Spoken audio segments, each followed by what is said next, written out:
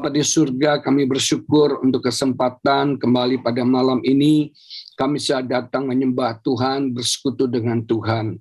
Biar kami hari-hari ini semakin dekat dan semakin melekat dan semakin mencari Engkau dengan hati yang haus dan lapar. Berkati setiap kami yang beribadah bersama-sama melalui Zoom pada malam ini ya Bapa. Engkau menjamah, Engkau melawat kami satu demi satu. Tidak ada satupun dari kami Kau lalui, Kau lewati. Semua kami boleh berjumpa dengan Tuhan, semua kami boleh mengalami Tuhan dalam kehidupan kami. Ada kuasa urapan-Mu melawat dimanapun kami berada pada malam ini. Yang sakit Tuhan sembuhkan, yang susah Tuhan hiburkan, yang lemah Tuhan kuatkan, yang beban berat Tuhan berikan kelegaan, yang putus asa Tuhan berikan semangat yang baru. Berbicaralah kepada kami pada malam ini Tuhan, sampaikan firman dan kebenaran-Mu yang kami percaya akan memberkati kami. Urapi hamba-Mu, pakai hamba-Mu ya Bapa. Oh, berbicara kepada semua kami, biar kami punya hati murid yang mau mendengarkan dan menyimpan kebenaran firman-Mu dan melakukannya dalam hidup kami. Kami bersyukur, kami tolak semua roh jahat, roh setan, roh iblis yang bisa mengganggu kehidupan kami, yang bisa mengganggu rumah tangga kami, bisnis usaha kami. Kami tolak dalam nama Yesus dan kami berdoa, ada hadirat Tuhan yang luar biasa bersama-sama dengan kami dimanapun kami berada. Di dalam nama Yesus kami berdoa dan kami mengucap syukur. Haleluya. Amin. Amin. Halo, shalom Bapak Ibu Saudara sekalian. Selamat malam. Senang pada malam ini saya bisa bersama-sama kembali berjumpa dalam ibadah Zoom kita. Pada malam ini saya mengajak kita membaca dari Injil Lukas pasal yang keempat, ayat yang pertama sampai yang ke-13 menulis demikian. Injil Lukas pasal yang keempat, ayat yang pertama sampai yang ke-13 menulis demikian dalam firman Tuhan.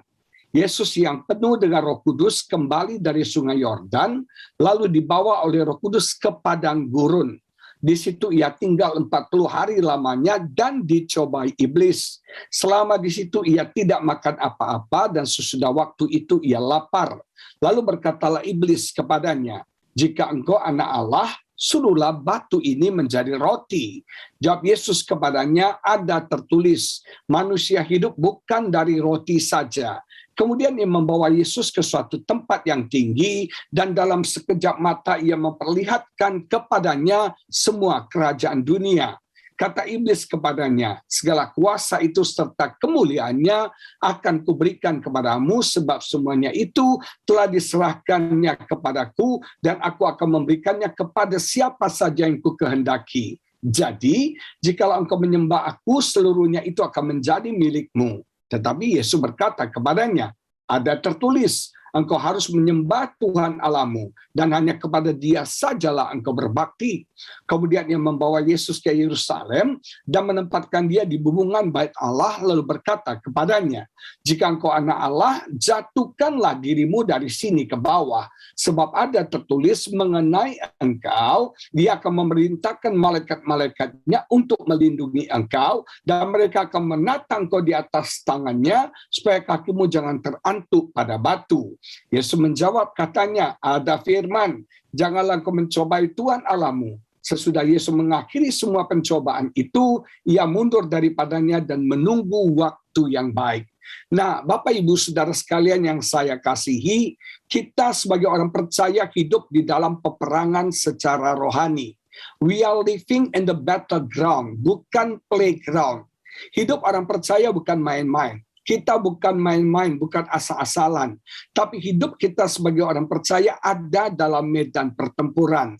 Alkitab berkata kita punya musuh, kita punya lawan, yaitu si iblis, yang selalu berusaha untuk menggoda kita, mencobai kita, supaya kita jatuh dalam dosa. Ingat, sadar bahwa kita sedang hidup di bagian terakhir daripada akhir zaman. Saya sering katakan kalau kita umpamakan zaman ini seperti sebuah novel, kita sedang ada di bab terakhir. Kalau zaman ini kita umpamakan seperti sinetron Ikatan Cinta, kita ini sedang ada di episode yang terakhir. Ini final episode. Nah, Bapak Ibu Saudara sekalian, di final episode ini iblis sedang bekerja dengan luar biasa. Karena dia tahu batas waktunya akan selesai. Iblis itu tidak kekal, dia punya batas waktu. Maka dari itu dia tahu bahwa batas waktunya sudah akan selesai dan dia bekerja dengan luar biasa untuk mencobai, untuk menggoda kita sebagai orang percaya. Tapi kita nggak usah takut, kita nggak usah khawatir. Kalau kita mengerti strateginya, kalau kita mengerti taktik siasatnya, kita pasti menang. Kalau Bapak Ibu suka lihat pertandingan olahraga, biasanya apakah itu tinju, apakah itu bulu tangkis, apakah itu sepak bola, apakah itu mungkin satu peperangan. Dalam peperangan biasanya, dalam pertandingan, para oposan yang bertanding dua ini akan saling melihat kelebihan dan kelemahan lawannya. Kalau misalnya Mike Tyson mau lawan Evander Holyfield, mereka akan saling melihat, menonton video-videonya. Mike Tyson waktu dia bertinju, Evander waktu dia bertinju, mereka akan belajar meneliti apa nih kelebihannya lawan, apa nih kekurangannya lawan, dan bagaimana cara menaklukkannya. Nah, kita bersyukur kepada Tuhan, Lukas pasal 4 tadi mengungkapkan kepada kita strateginya iblis, taktik siasatnya iblis. Makanya Alkitab bilang kita jangan ignore, kita jangan masa bodoh, kita jangan cuek dengan strateginya iblis. Kita jangan nggak mau tahu dengan siasat-siasatnya iblis. Kita harus tahu nih, bagaimana cara kerjanya. Kita harus tahu ibu-ibu, bapak-bapak, bagaimana strateginya. Apa nih taktik dia untuk mencoba kita, menggoda kita. Nah, dalam ayat ini kalau kita belajar, ada beberapa taktik iblis. Kalau kita mengerti ini, kita akan bisa hidup dalam kemenangan. Oh, ibu-ibu, bapak-bapak nggak jadi korban lagi. Tapi kita akan merebut kemenangan dan kita akan jadi lebih daripada pemenang. Kita lihat ya. Taktik yang pertama, strategi yang pertama iblis, luar biasa Alkitab katakan, iblis itu, setan itu bekerja di padang gurun. Dia ada di mana Bapak Ibu? Dia ada di padang gurun, in the wilderness. Iblis itu suka tempat kering. Iblis itu suka tempat yang tandus. Sekali lagi, iblis bekerja di tempat yang kering, iblis bekerja di tempat yang tandus. Kita baca ayatnya. Lukas pasal yang ke-11 ayat 24a menulis demikian. Lukas 11 ayat 24a menulis demikian. Apabila roh jahat keluar dari manusia, ia pun mengembara ke tempat-tempat yang tandus. Kemana dia mengembara? Ke tempat-tempat yang tandus, mencari perhentian. Artinya iblis suka tempat yang tandus. Iblis bekerja di tempat yang kering. Hati-hati kalau hidupmu kering. Hati-hati kalau hatimu kering. Hati-hati kalau emosimu kering. Hati-hati kalau rohanimu kering. Karena itu akan menjadi akses, sekali lagi, itu akan menjadi akses iblis masuk dan menghancurkan hidup kita. Ketika ada tempat yang kering, iblis akan masuk, dia akan mengganggu rumah tangga kita, dia akan mengganggu pernikahan kita, dia akan mengganggu bisnis kita, dia akan mengganggu kesehatan kita, dia akan mengganggu pelayanan kita. Sebagai manusia, kita bisa kering. Emosi kita bisa kering, Bapak Ibu, bisa kering. Orang yang kering emosinya, jangankan tertawa, senyum aja susah. Betul nggak? Ayo semuanya nggak kering, kasih senyum dong buat saya. Nah, ada banyak orang nggak usah tertawa nih. Senyum aja susah. Udah nonton Lapor Pak di Trans 7 tuh lucu banget. Itu pun nggak ketawa. Kenapa? Emosinya kering. Nggak ada sukacita, nggak ada semangat. Yang ada tuh kekhawatiran, ketakutan, putus asa, tawar hati. Yang ada tuh semua yang begitu-begituan. Emosinya kering. Emosinya kering. Saya mau tanya, Anda suka nggak bergaul dengan orang yang emosinya kering? Orangnya bete. Mukanya bimoli terus, bibi monyong 5 cm. Orangnya jutek banget. Mau nggak bergaul sama orang begitu? Orang yang kering akan dijauhi orang. Orang yang emosinya kering, orang nggak suka bergaul. Kalau kita mukanya senyum, muka kita happy, halo friends, apa kabar? Halo Ibu Eli, sehat-sehat Bu, udah pulang dari Amerika Bu, I love Bu Nini, I love Bu, semuanya, betul nggak? Orang kalau ramah, orang suka. Coba kalau Anda jadi customer service di bank, Anda jutek, customer datang, apa? Ngapain? Engkau ini rewel banget. Orangnya kabur, saudara. Betul nggak? Nah, orang yang kering itu jadi akses iblis masuk. Sekarang banyak orang emosinya kering loh. Jadi tawar hati. Saya ini sekarang mulai berani makan di restoran. Sekarang pegawai restoran kadang mungkin stres kali ya. Itu mukanya manun semua. Jarang yang ramah. Jarang ramah. Satu hari saya pergi ke satu boba kan lagi ngetop boba. Itu ngomongnya kasar sekali. Bapak mau yang besar apa yang kecil? Hah? Mau yang mana? Saya bilang, ya Tuhan, Mas sopan dikit gitu loh. Saya ini mau beli, saya nggak ngerti karena saya nggak pernah minum ginian. Saya mau tanya, kok ketus banget sih Mas? Kenapa dia ketus? Karena kering, emosinya kering. Tapi saya percayalah, ibu-ibu, saudara-saudara semua di sini nggak ada yang kering kan ya. Emosi kita bisa kering, sukacita hilang, damai sejahtera hilang, stres, nggak bisa tidur. Kita juga bisa mengalami kekeringan secara rohani kita loh. Rohani kita kering, kita kehilangan lapar dan haus akan Tuhan. Dulu kita begitu haus, begitu lapar akan Tuhan. Setiap kali ada ibadah kita ikutin, kita sungguh diberkati, kita buka hati kita sungguh-sungguh. Kita begitu semangat menyembah Tuhan, kita begitu on fire datang berdoa. Tapi sekarang kering, hilang semua itu. Banyak orang bilang gini, Pak kenapa ya? Saya dulu kalau berdoa Pak, itu bisa sampai nangis-nangis Pak. Semua perangkat lunak dari mata, dari hidung, semua keluar Pak. Sampai sesungguhkan nangis. Tapi sekarang Pak, kok tawar aja ya? Kok datar ya? Kok rasanya doa saya tuh nggak tokcer Pak? Kenapa? Karena rohanimu lagi kering. Saya banyak ketemu orang yang lagi kering hari-hari ini. Kering sekali. Ingat Bapak Ibu, kekeringan menjadi tempat di mana iblis bekerja. Iblis paling suka tempat yang kering. Nah, satu hal yang luar biasa, Alkitab berkata iblis suka tempat yang kering, tapi Kejadian pasal yang pertama berkata Roh Allah melayang-layang di mana Bapak Ibu? Roh Allah melayang di mana? Di atas permukaan air. Roh Allah melayang-layang di atas permukaan air. Artinya hari-hari ini kita butuh Roh Kudus. Kita butuh dihujani dengan Roh Kudus. Kita butuh disegarkan dengan Roh Kudus. Kita butuh bersekutu melekat dengan Roh Kudus hari-hari ini. Jangan izinkan hati kita kering. Jangan izinkan emosi kita kering. Jangan izinkan rohani kita kering. Coba kalau suami istri kering, apa yang terjadi? Berantem, konflik tiap hari. Saya pernah ngalami itu. Karena kesibukan pelayanan dulu, hati kami kering. Saya kering, istri saya kering, kecapean. Kita tuh tiap hari ribut, tiap hari berantem. Banget tiap hari ribut, berantem. Sampai istri bilang, udahlah saya pulang kampung aja. Kayak lagu pulangkan saja, begitu ya. Aku pulang aja katanya.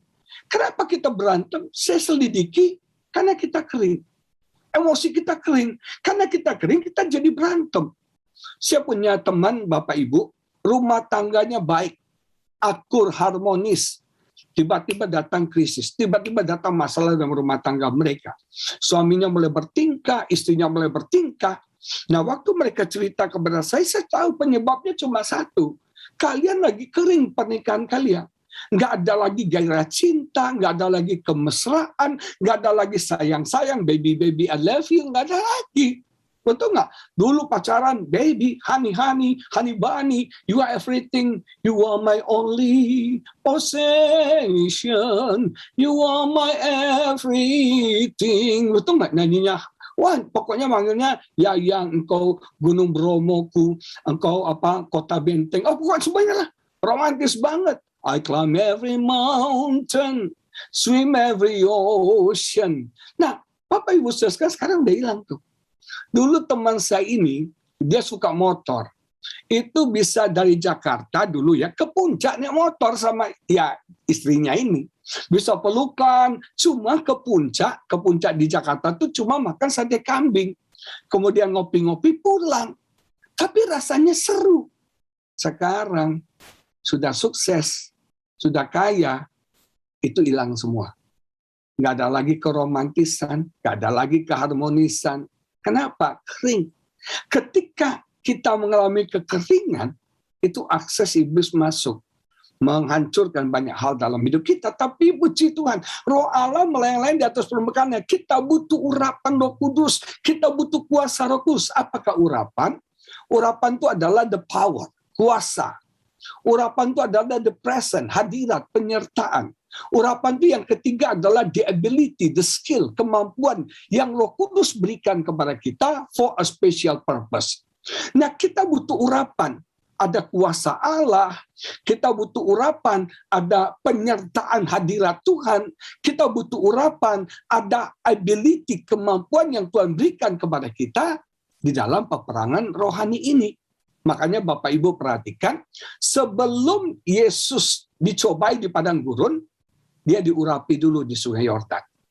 Roh Kudus turun atas Yesus dan Roh Kudus memenuhi Yesus, mengurapi Yesus.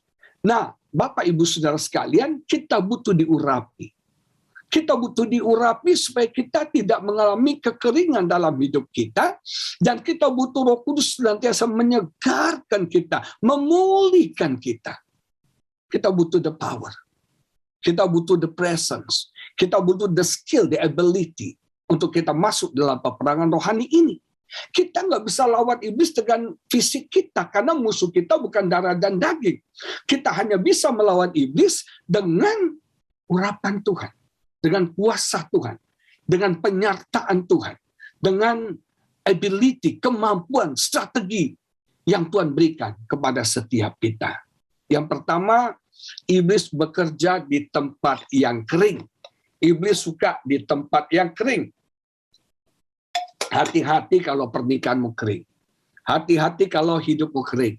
Hatimu kering, rohanimu kering. Itu menjadi akses iblis masuk menghancurkan kita. Yang kedua, yang dibongkar oleh ayat tadi adalah iblis itu selalu mencobai mencari momen yang tepat. Mencari kesempatan yang tepat.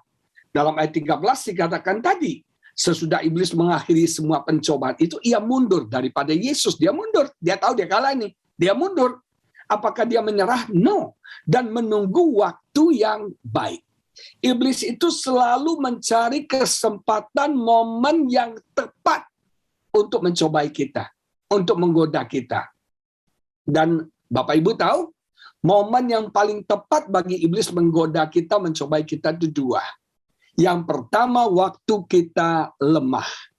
Waktu kita lagi lemah, lagi down, lagi frustrasi, lagi kecewa, lagi kepahitan. Itu momennya iblis untuk menyerang kita.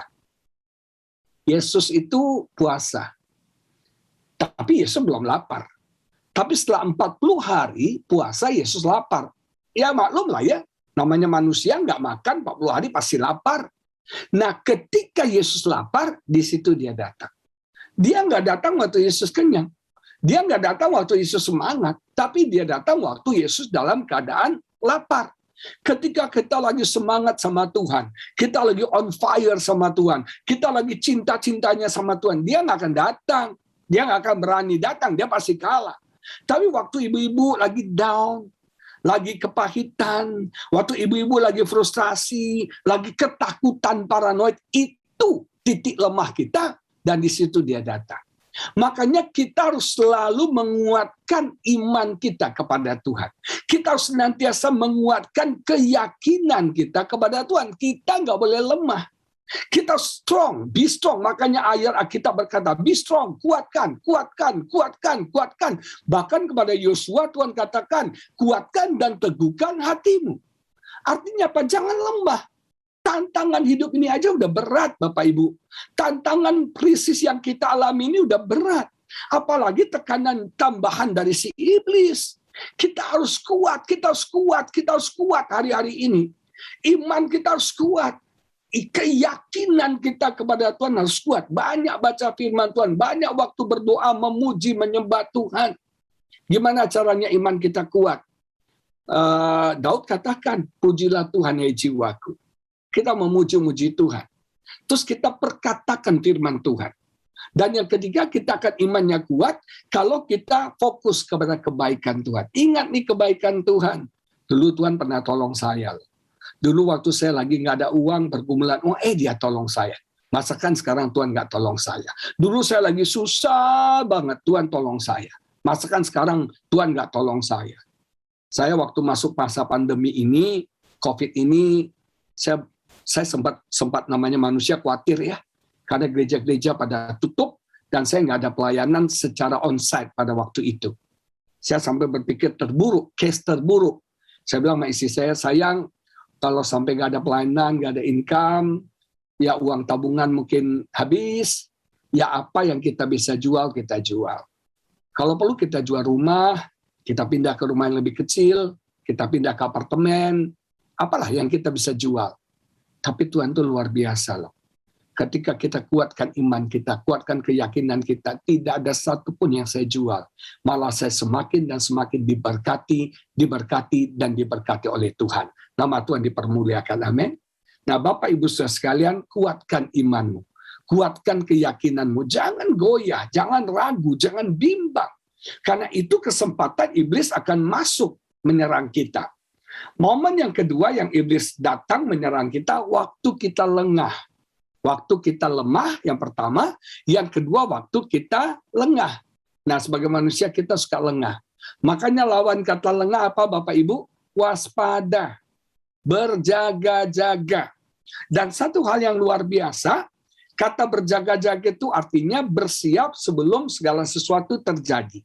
Kita siap sebelum masalah datang. Kita siap sebelum pencobaan datang. Kita siap sebelum iblis menyerang kita. Kita kan nggak tahu ya, ibu-ibu, bapak-bapak, kapan iblis menyerang kita, kita nggak tahu. Kapan pencobaan itu datang, kita nggak tahu. Bisa datangnya tiba-tiba, datangnya sekonyong-konyong, datangnya tidak terduga, tidak diprediksi, tidak diperkirakan. Yesus lagi bertolak ke seberang, ke Gerasa. Tiba-tiba, di tengah perjalanan datang badai yang sangat dahsyat. Tiba-tiba, sekonyong-konyong, nggak diduga, nggak disangka, nggak dikira, nggak diperhitungkan. Nah, kalau kita sudah siap, apapun masalah datang itu nggak jadi masalah buat kita. Makanya Alkitab selalu menghubungkan kata berjaga-jaga dengan berdoa. Jadi cara kita berjaga-jaga itu dengan berdoa, Bapak Ibu. Kita berjaga dengan berdoa, artinya ketika Anda berdoa, maka Anda disiapkan oleh Tuhan. Kapan saja pencobaan datang, kita kuat, kita siap. Kita tidak lengah. Kenapa? Karena kita sudah berjaga-jaga. Kita tidak lengah. Kenapa? Karena kita sudah waspada. Nah, kita berjaga itu selalu dihubungkan dengan doa. Kita baca. Matius 26:41 menulis begini. Matius 26:41 menulis demikian. Berjaga-jagalah dan berdoalah. Perhatikannya, berjaga-jaga dan berdoa. Matius 26:41. Supaya kamu jangan jatuh ke dalam pencobaan. Perhatikan kata pencobaan. Roh memang penurut, tapi daging lemah. Pencobaannya apa sih yang kita alami? Konflik antara daging dan roh. Betul nggak? Setiap kita ngalami itu. Semua kita, Frans, Bu Eli, Bu Nini, semua kita pasti ngalami konflik itu. Antara daging dan roh di dalam kita. Paulus saja ngalami kok. Dia bilang, aku ingin melakukan yang baik, yang benar, tapi akhirnya yang kulakukan yang jahat. Kenapa? Ada konflik antara daging dan roh. Dan jujur, selama ini yang menang adalah daging. Roh itu maunya mengampuni, melupakan kesalahan. Daging itu maunya marah, dendam, balas dendam. Itu daging. Ketika suamimu mengkhianati engkau, pasti daging bilang, marah, cerai aja, tinggalin dia. Emangnya cuma dia yang bisa selingkuh? Gua juga bisa. Gua juga masih cantik, tahu? Betul nggak? Nah, kita itu daging. Sementara roh bilang, ampuni. Kamu sudah disatukan, ini jodoh kamu, jangan menyerah. Tapi seringkali kita ngikutin kata apa? Daging. Ada banyak teman saya menyesal karena mereka bercerai. Menyesal, sal karena bercerai. Ada seorang ibu, saya dengar cerita luar biasa. Dia tidak mengira, dia syok besar, syok berat ketika dia tahu selama ini suaminya selingkuh dengan adik kandungnya sendiri. Dia sayang sekali sama adiknya ini. Mereka dari keluarga yang kurang mampu, kebetulan dia dapat suami yang kaya. Dia angkat adiknya ini tinggal sama dia, dikasih sekolah, dia suruh suaminya antar jemput adiknya, nggak tahu suaminya selingkuh sama adiknya. Sakit sekali. Secara daging dia mau pergi tinggalkan suaminya, hancurkan rumah tangga ini. Tapi Roh Kudus bilang jangan. Dan puji Tuhan, oleh anugerah Tuhan, suaminya bertobat dan rumah tangganya dipulihkan. Di rumah tangganya dipulihkan. Luar biasa sekali. Nah, kita mau ikuti kata siapa nih? Daging apa? Roh. Contoh lagi. Roh itu inginnya doa, lapar dan haus akan Tuhan. Inginnya doa. Tapi daging maunya apa? Malas. Daging lebih memilih nonton drakor. Vincenzo, ibu-ibu sekalian, betul nggak? Daging lebih memilih nonton drakor, nonton YouTube, kita balas WA daripada doa. Kemarin saya Zoom dengan satu kelompok pengusaha-pengusaha besar yang sukses, yang cinta Tuhan di Jakarta. Mereka bilang gini, Pak, benar ya Pak ya, godaan itu kuat sekali. Kenapa? Dia bilang begitu kita bangun pagi, kita nggak doa. Kita nggak doa, kita langsung pegang handphone, Pak. Itu sampai sore nggak selesai pegang handphone tuh, Pak. Betul nggak? Sehingga kita lupa untuk berdoa. Jadi mereka bilang sekarang, Pak, begitu bangun kami suami istri langsung berdoa, Pak. Tidak boleh pegang handphone. Jadi kalau tidak berdoa tidak boleh pegang handphone. Karena begitu pegang handphone, begitu buka Facebook, buka WA, buka YouTube, itu nggak ada habisnya sampai sore, Bapak Ibu. Harus dilawan ini daging. Roh itu maunya berdoa, roh itu maunya lapar Tuhan. Daging ini maunya males. Apalagi doa pagi. Wah, ini daging berat banget, keberatan. Roh inginnya sabar, daging maunya marah. Roh inginnya berbuat baik, daging inginnya berbuat jahat. Terjadi konflik. Nah, dulu saya jujur ya, yang menang tuh daging. Tapi setelah saya mengerti kebenaran ini, saya tingkatkan kehidupan doa saya. Saya berjaga-jaga dan berdoa, luar biasa. Roh saya semakin kuat, daging saya lemah. Sekarang saya belajar mengikuti keinginan roh. Dan saya menyalipkan keinginan daging. Sekali lagi, saya sekarang belajar mengikuti keinginan roh, dan saya menyalipkan keinginan daging. Daging ini kalau dilawan, sakitnya luar biasa. Benar kan? Daging ini kalau dilawan, sakitnya luar biasa. Jujur, mana yang lebih enak? Berdoa apa nonton Ikatan Cinta? Nonton drakor? Enak nonton drakor. Doa tuh rasanya gimana? Berat banget. Daging ini harus sakit, daging ini harus disalibkan, daging ini harus disangkal, Bapak Ibu Saudara sekalian. Roh kita akan kuat. Ketika roh kuat, daging akan kalah. Yang ketiga dikatakan begini.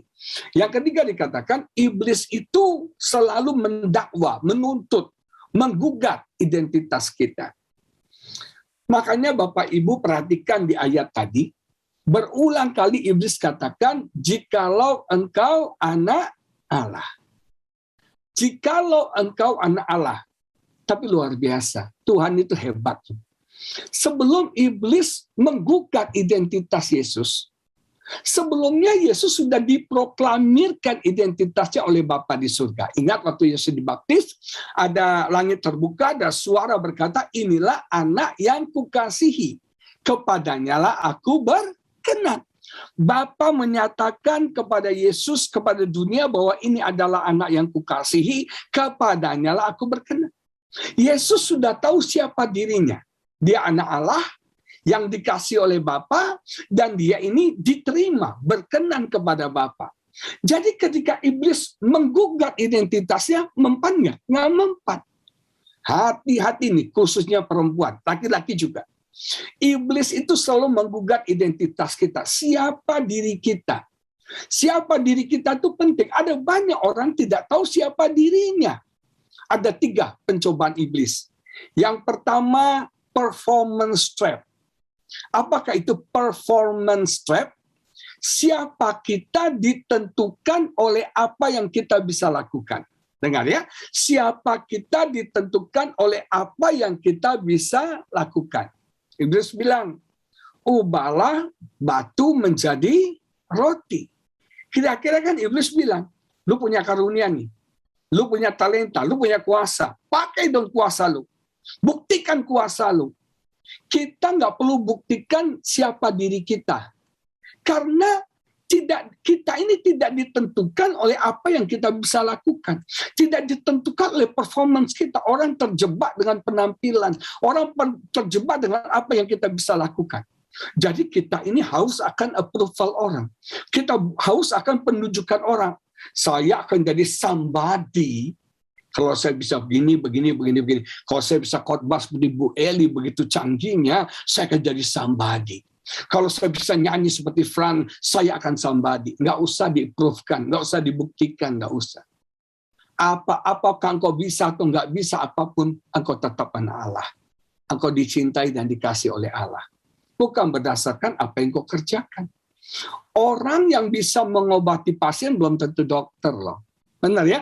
Orang yang bisa mengobati belum tentu dokter. Tapi dokter pasti bisa mengobati. Nah, Bapak Ibu, jangan izinkan siapa kita ditentukan oleh penampilan kita. Lu pakai tas apa sih, Bu Eli? Hermes lu berapa biji? Edisi terbaru lu punya nggak?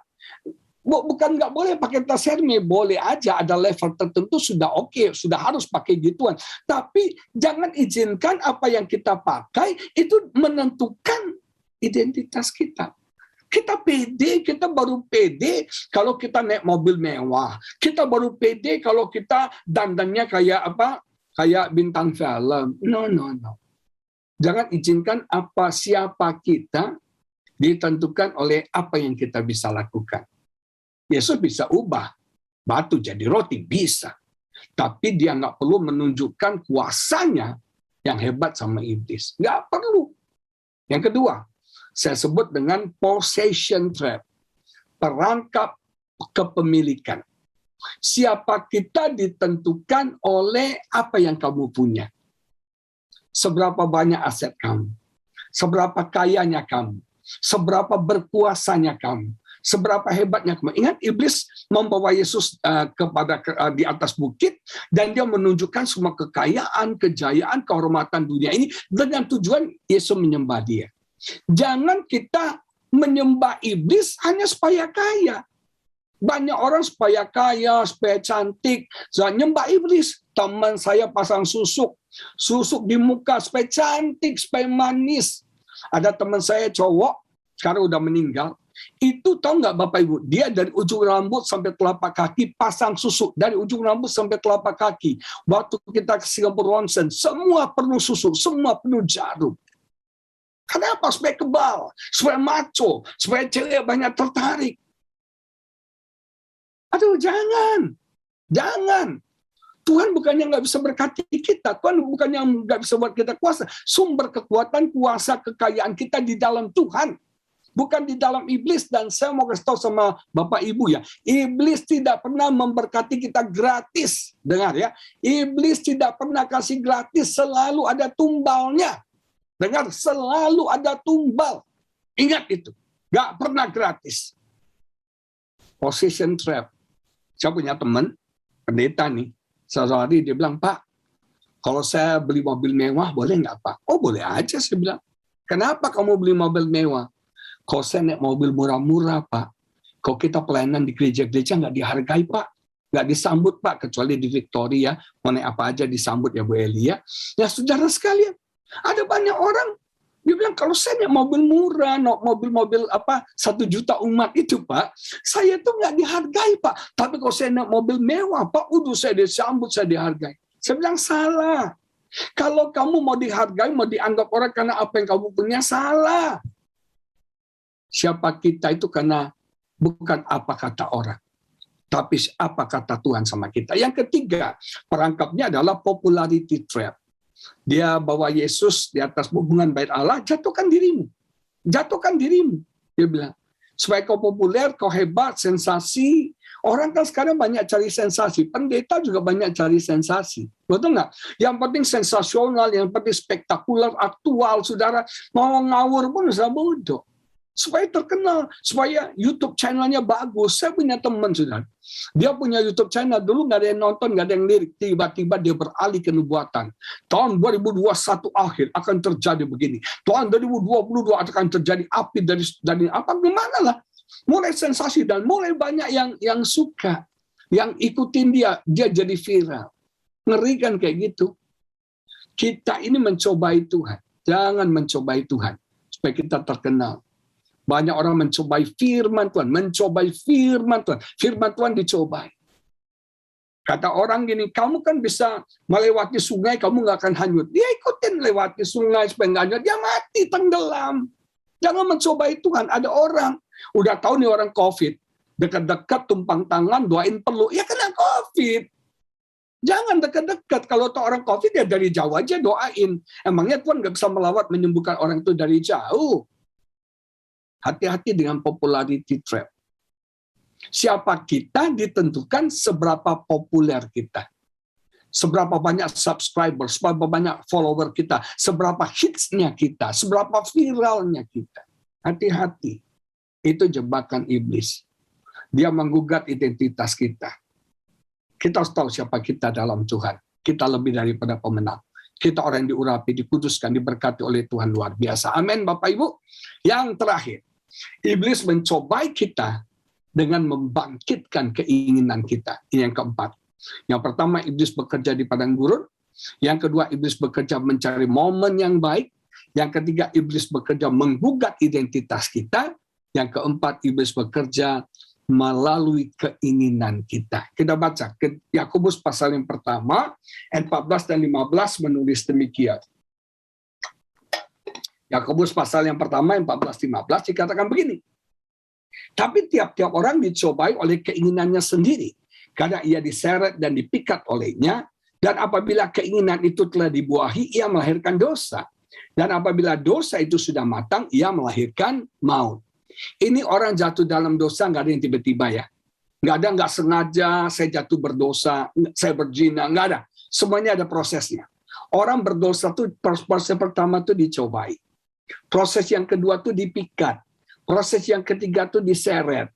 Proses yang keempat tuh dibuahi. Dan proses yang kelima melahirkan dosa. Akhirnya ujungnya adalah maut. Dicobai, dipikat, diseret, dibuahi, melahirkan dosa, ujungnya adalah maut. Kata dicobai dalam bahasa aslinya artinya adalah seperti sebuah perangkap yang ada umpannya. Perangkap yang ada umpannya. Kalau Bapak Ibu mau tangkap tikus, pasti ada umpannya, ada perangkapnya, ada umpannya. Nah, yang penting tuh umpannya apa? Umpan yang dipakai oleh iblis untuk kita jatuh dalam dosa itu apa? Dikatakan tiap-tiap orang, siapa saja, semua kita yang ikut Zoom hari ini, semua kita dicobai oleh apa, Bapak Ibu? Dicobai oleh keinginannya sendiri. Ternyata umpan iblis adalah keinginan. Kita dicobai oleh keinginan, kita dipikat oleh keinginan, kita diseret, dibuahi, melahirkan dosa, dan akhirnya maut. Ada 3 keinginan yang dipakai oleh iblis. Yang pertama, keinginan daging. Ubahlah batu menjadi roti. Rotinya semua daging. Betul nggak? Perut daging kita. Dia memancing Yesus, saya katakan tadi, memakai karunia Allah, kuasa Allah untuk kepentingan Yesus sendiri. Untuk egonya Yesus, untuk memuaskan diri Yesus. Hati-hati ya. Kalau kita memakai semua berkat karunia yang Tuhan berikan kepada kita, hanya untuk memuaskan daging kita. Hanya untuk memuaskan ego kita. Itu Anda jatuh dalam pencobaan.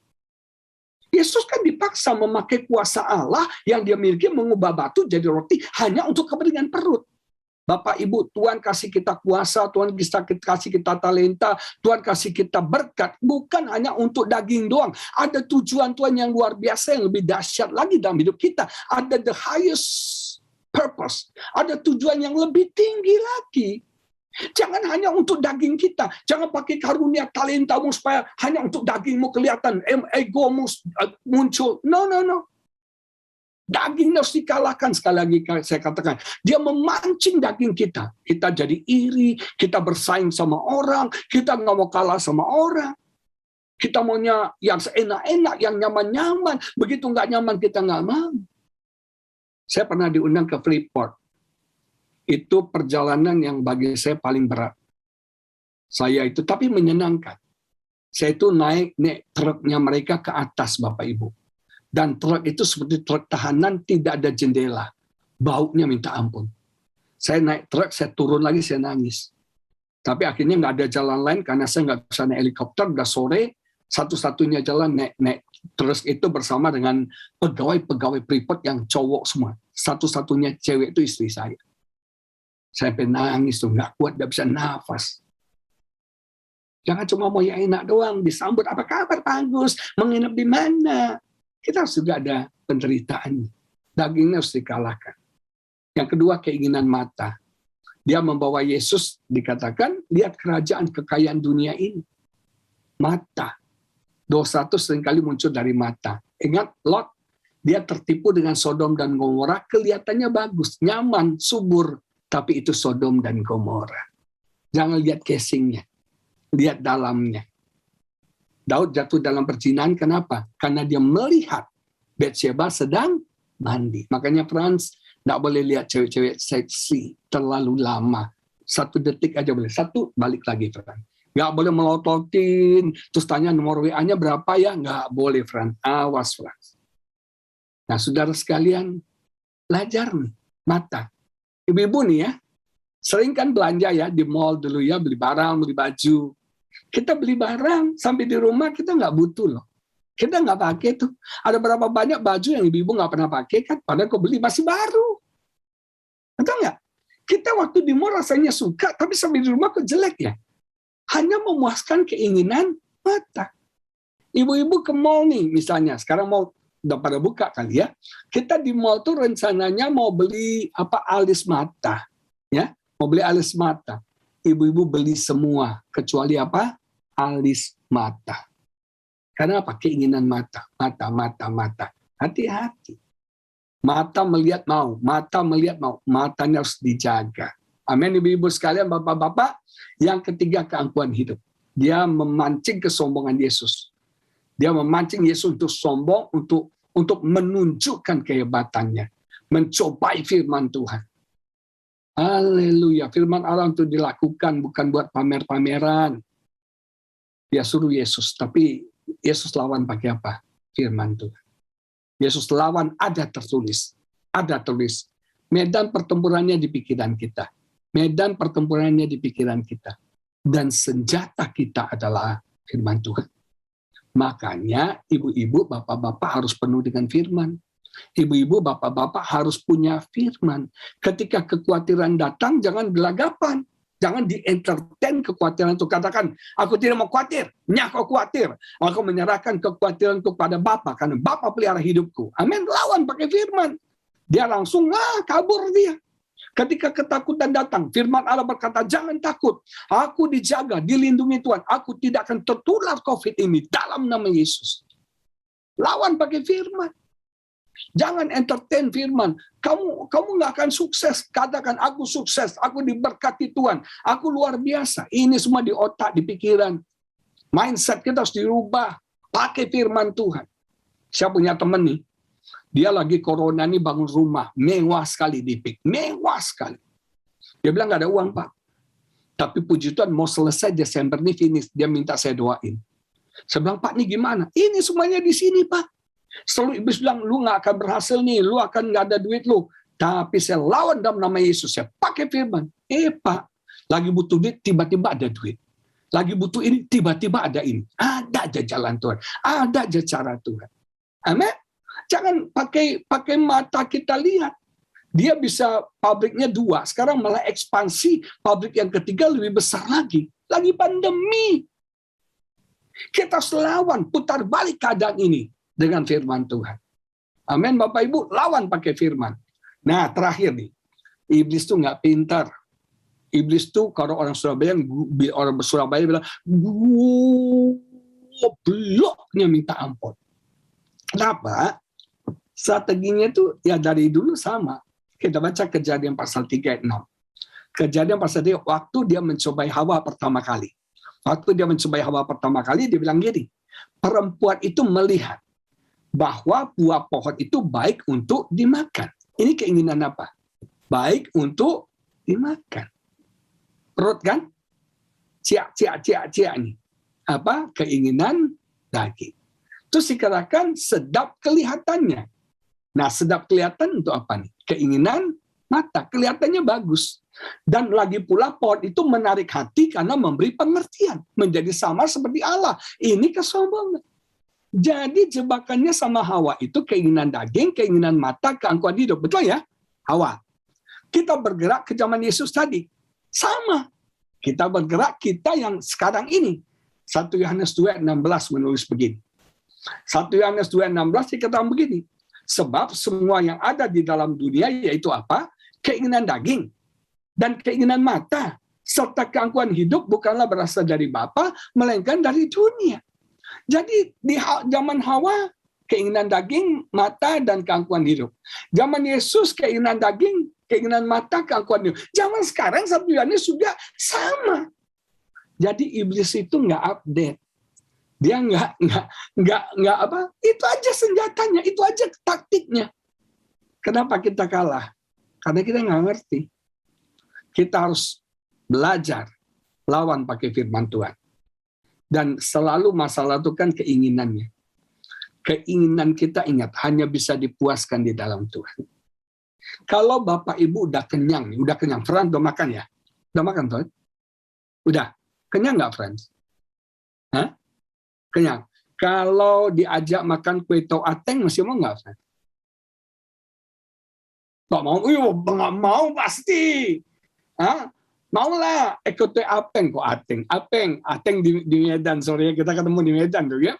Kata apeng, diajak lagi udah makan tapi diajak ke apeng, kalau mau ya tamcia itu kan, betul nggak? Nah kalau orang udah kenyang ditawarin apa aja nggak mau. Artinya gini, kalau Anda sudah puas dengan Tuhan, Anda sudah penuh dengan Tuhan, apapun iming-iming iblis kita nggak akan tertarik. Kenapa Anda bisa jatuh dalam iming-iming iblis? Karena Anda tidak puas, Anda masih kosong. Makanya kita butuh Roh Kudus memenuhi hidup kita sampai kita ini penuh. Sehingga apapun diiming-iming oleh iblis, kita nggak akan tertarik. Amin, Bapak Ibu. Dan kalau kita ngerti kebenaran ini, kita akan menang. Iblis bekerja di tempat kering. Iblis bekerja mencari momen yang tepat. Iblis bekerja menggugat identitas kita. Dengar? Dan yang keempat, iblis itu bekerja membangkitkan, menggoda keinginan kita. Dia tahu keinginan saudara-saudara. Dia tahu keinginannya si Tuhan siapa. Dan dia akan goda keinginannya sendiri. Jadi keinginan Agus Lutan, keinginan Tuhan, keinginannya Bu Nini, keinginannya Bu Eli, keinginan semua kita, dia tahu tuh. Dia akan goda berdasarkan apa yang kita inginkan. Makanya belajar. Makanya judul khotbah saya ini diurapi untuk menang. Kita butuh Roh Kudus. Memenuhi hidup kita. Sehingga kita nggak akan kosong lagi. Kita kalau sudah kenyang kan nggak akan teriming-iming lagi oleh semua keinginan itu. Ketika dia datang menyerang dalam pikiran, lawan pakai firman. Lawan pakai firman. Maka kita akan menang. Amin, Bapak Ibu. Mari kita berdoa. Bapa di surga, kami bersyukur. Karena firman-Mu mengungkapkan, menyingkapkan kepada kami strategi, taktik, siasatnya iblis. Kami tidak mau terkecoh, kami tidak mau tertipu, kami tidak mau disesatkan. Tuhan, kami bersyukur kami mengerti kebenaran ini. Biar kebenaran ini mengubah kami, membebaskan, memerdekakan kami. Berkati setiap teman-teman, saudara-saudaraku yang mendengarkan kebenaran ini. Kau urapi setiap kami ya Bapa. Kau tolong setiap kami supaya kami tidak kalah. Supaya kami tidak jatuh dalam dosa. Supaya kami nggak jadi orang yang tobat kumat. Tapi kami jadi orang yang pemenang, yang lebih dari pemenang. Yang kuat di dalam Tuhan. Kami tahu tantangan semakin berat. Iblis selalu mencoba menggoda, menjatuhkan, menghancurkan hidup kami, keluarga kami, rumah tangga kami, pernikahan kami, bisnis, pelayanan, hidup kami. Kami tahu kami tidak boleh lengah. Kami tahu kami tidak boleh lemah, Tuhan. Kuatkan kami, tolong kami. Kami mau senantiasa berjaga-jaga. Berkati semua teman-teman yang mengikuti ibadah hari ini. Penuhkan Tuhan umat-Mu dengan urapan-Mu, dengan kuasa-Mu, dengan hadirat-Mu, dengan penyertaan-Mu, dengan skill, ability yang luar biasa. Ketajaman rohani Tuhan berikan. Biar kami berakar dalam firman-Mu, berakar dengan firman-Mu. Biar amunisi kebenaran firman-Mu itu penuh dalam hidup kami. Sehingga ketika iblis menyerang pikiran kami, kami lawan, kami kalahkan dengan firman-Mu. Berkati Tuhan semua pengurus PD ini ya Bapa, Tuhan urapi, berikan kesatuan hati, berikan hikmat ya Bapa, untuk jadi berkat lebih dan lebih lagi bagi banyak orang. Kami bersyukur, di dalam nama Yesus kami berdoa, haleluya, amin, amin, amin. Tuhan